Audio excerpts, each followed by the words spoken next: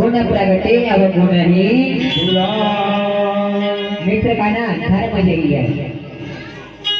यदि मित्र खराब मार्ग में चल रहा हो उसे रोककर अच्छे मार्ग में लाना चाहिए और मित्र के अवगुणों को छिपाकर उसके अच्छे गुणों को प्रकट करना चाहिए।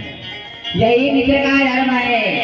प्रेम भक्तों, महिलाओं ने इस मटके में ना 8 प्रकार के पाप हैं और जो मैं चिल्ला कर कहती हूँ मैं पाप बेचती हूँ और न पैसे से लोग खरीदते हैं।